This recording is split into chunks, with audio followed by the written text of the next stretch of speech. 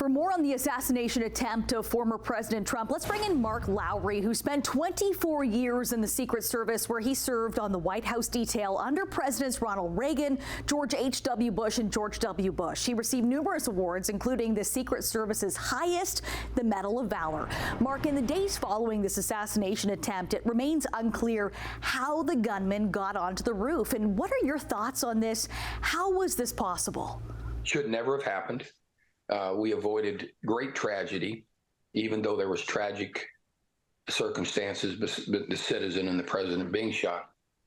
It's a very tremendous responsibility for these agents, and they go in on an advance. They look at a lot of different components, one of which is the high ground and the long range danger that would come inside to an outside venue. This is outside.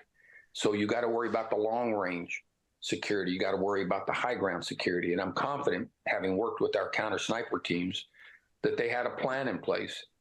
And I'm confident that it was a quality, good plan. I'm anxious, as are your viewers and everybody probably throughout the world, to see what happened. How did this happen? So we have to be patient. We have to wait. And as hard as it is to wait, things are starting to unfold a little bit for us. We're getting a better understanding, but it's very complex. And many have been analyzing this video. I would like to play it here. Witnesses saw the 20-year-old gunman with his rifle climbing up onto the roof. They were alerting police for nearly 2 minutes before the assassination attempt.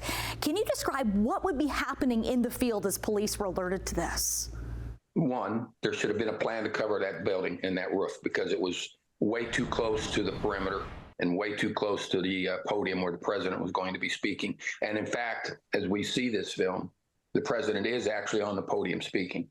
So once these people notify these witnesses, and there's probably going to be more, they were notifying the local police officers who are out on the outer perimeter or maybe outside that perimeter.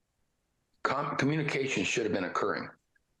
We don't know yet if it was, but communications to the command post, where you have Secret Service and a representative from every law enforcement agency serving that plan, probably the Highway Patrol doing motorcades, the local police that are helping the Secret Service implement this plan.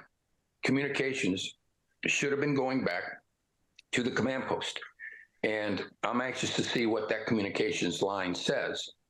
Did they identify a suspicious person? At that point, an intelligence team, an ID team would go over and try to address that. Did they see him on the roof? Clearly, we see him on the roof. When did the police know? Did they notify the command post? At that point, a decision's got to be made.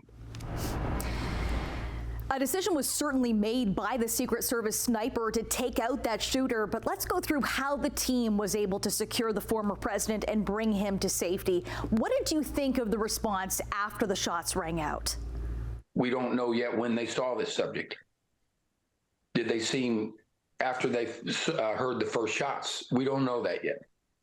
But the shift, I think, did a magnificent job. They immediately covered the former president. He went down. He's had the state of mind to realize he'd just been put in harm's way. He got down below what is probably the ballistic resistant armor in front of the, on the dais. He got down behind that.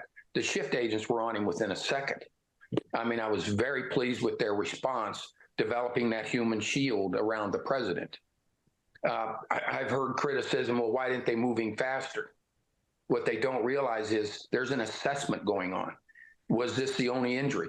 Was there other wounds to the president? Can he even stand up on his own power? Can he walk on his own power? Is he alert?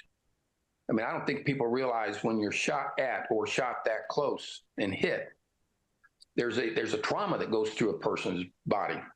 In fact, you'll see in the film, one of the young agents actually reholstered his gun on the stage when he was, covering the president, which is exactly the thing he needed to do. He's not there to fight. He's there to cover the president. He don't need his firearm. He's got the fighters on the wings. So I really was happy about how that worked. And then when they were communicating, at one point you hear him, the shooter's down. what nobody knows is there are more shooters. And then you can hear them talk, we'll go on you. So the guys on the right are making sure that buffer's still clean. Because when they say go, that's when they're going. Now there was a little delay because the president wanted to get his shoes. And I've heard people criticize that. You know, you can make the argument that they should have just went ahead and rushed him off the stage. And you're really trained to bend the protectee over so that they're over like that. But I think your listeners and viewing audience of this film realize a little bit more about who this man is. And he got up off the ground after being shot and was defiant. And whether you like the former president or not, I don't think anybody can deny the fact that he's a fighter. And so the agents are having to deal, you know, each protectee has their own personality, and they're dealing with that. And I thought they did well. They got him to the car, got him in the hardened vehicle, and then they left. And that's exactly the way it should have worked. There are so many unanswered questions, Mark, and like you, we look forward to seeing what unfolds in this investigation. Thank you so much for joining us tonight on Trending Now. Thank you. Appreciate it. Hope it's helpful.